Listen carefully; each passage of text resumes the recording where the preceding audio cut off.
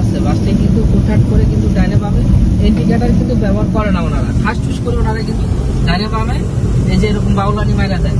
তো আপনার পিছনের থেকে আপনাকে অবশ্যই সামনে চোখ দেয় এটা দেখতে হবে সামনে গাড়িটি কোন দিকে যাচ্ছে। আর হাইওয়েতে গাড়ি চালাতে গেলে আপনাদেরকে যে স্টারিং ধরার কিছু সিস্টেম আছে।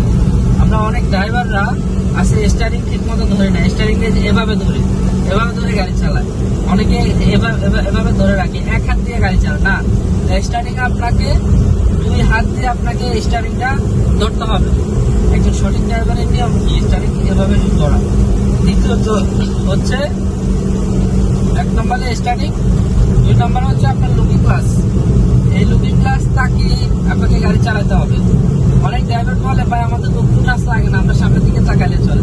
আপনি তো সামনের দিকে তাকাবেন, আপনি যখন ডাইনে বামে এভাবে যখন মন নেবেন, মনে করেন আমি ডাইনের থেকে আমি বামে চলে আসছি, আবার মনে করেন এখন ডাইনে চলে আসছি, এখন আমি যদি লুকিং গ্লাস না দেখি, আমার পিছনে তো আরেকটা গাড়ি আছে, ওই গাড়িটা তো অনেক স্পিডে আসতেছে, তখন ও কি করবে? ও তো আপনার কোনো সিগন্যাল পাইনি। আপনাকে ডাইনে বামে যেতে হলে এই যে ইন্ডিকেটার আছে, যে ইন্ডিকেটারটি এই যে এখানে সুইচ দেখতে পাচ্ছেন চলতেছে, এই ইন্ডিকেটারটি ব্যবহার করতে হবে। ইন্ডিকেটারটি ব্যবহার করার ক্ষেত্রে আমার পিছনের গাড়ি বুঝতে পারবে যে গাড়িটি ডাইনে বামে যাবে। আর অতএব যদি আপনার সামনে কোনো গাড়ি চলে আসে, আপনি একটা রাস্তা পার হচ্ছেন, এখন আপনাকে যাওয়া লাগবে, তখন আপনাকে এই যে ডিপারটি ব্যবহার করতে হবে। এই ডিপারটি যদি আপনি ব্যবহার করেন তাহলে ওই গাড়িটা বুঝবে যে আপনি সাইড চাইছেন। তো অনেক সময় দেখা যাচ্ছে আপনি ডিপার দিচ্ছেন, সে আপনাকে সাইড দেয় না, তাহলে আপনি দাঁড়িয়ে যাবেন, কিন্তু সেও সাইড দেয় না, আপনার টান দিচ্ছেন, তখনই কিন্তু একটা দুর্ঘটনার মানে পড়ে যাবেন দুর্ঘটনা।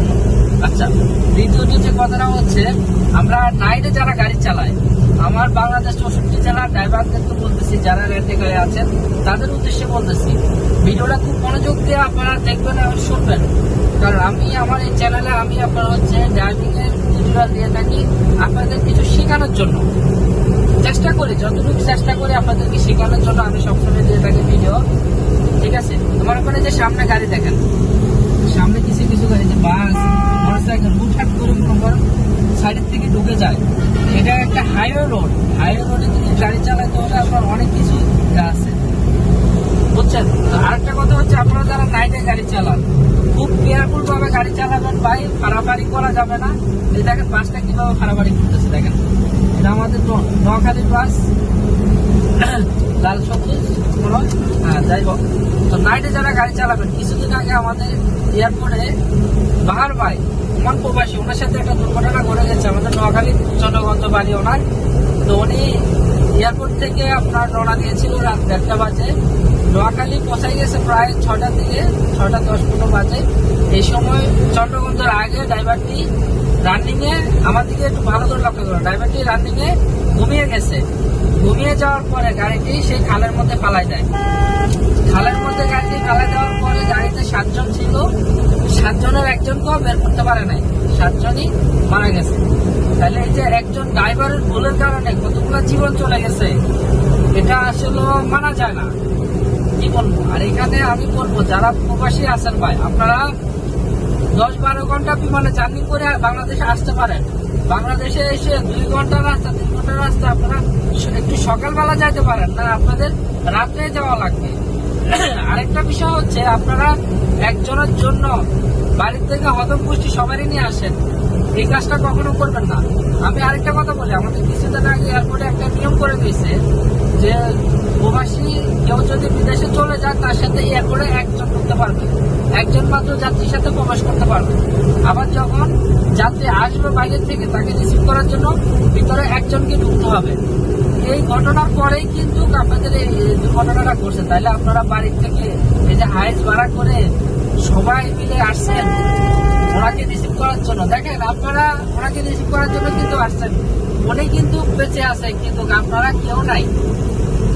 এই কষ্ট মানে বিশ্বাস করেন, আমি যখন এই ভিডিওটা দেখছি, ছোট ছোট বাচ্চাগুলো যখন গাড়ি থেকে বের করে, বিশ্বাস করেন আমার কলজাটা ফাইটটা গেছে, যে এই একটা ভুলের কারণে কত বড় একটা দুর্ঘটনা হয়ে গেছে। তো আমি যারা বলবো ভাই, রেন্টে গাড়ি ভাই যারা ড্রাইভিং করেন ভাই, তাদের উদ্দেশ্যে আল্লাহর হস্তে ভাই, আপনারা রাতের বেলা গাড়ি চালান আর দিনে গাড়ি চালান, আপনারা খুব কেয়ারফুল ভাবে গাড়ি চালাবেন, চোখে ঘুম নিয়ে কেউ গাড়ি চালাবেন না, ঠিক আছে? যারা নাইটে গাড়ি চালান চোখে ঘুম নিয়ে কেউ, আমার কথা বুঝছেন? চোখে ঘুম নিয়ে কেউ গাড়ি চালাবেন না আল্লাহর রাস্তায়। যদি খারাপ লেগে থাকে আপনারা চা কফি এগুলা খাবেন, তাও আপনারা ঘুম চোখে নিয়ে কেউ গাড়ি চালাবেন না। তো ভিডিওটি এ পর্যন্তই, সবাই ভালো থাকবেন। ভিডিওটি ভালো লাগলে অবশ্যই শেয়ার করে দিবেন। আর যদি ভুল হয়ে থাকে অবশ্যই ক্ষমা দৃষ্টিতে দেখুন, কমেন্টে কিছু জানাবেন যে ভাই আপনার এটা ভুল হয়েছে। সবাই ভালো থাকবেন, আল্লাহ হাফেজ, আসসালামু আলাইকুম।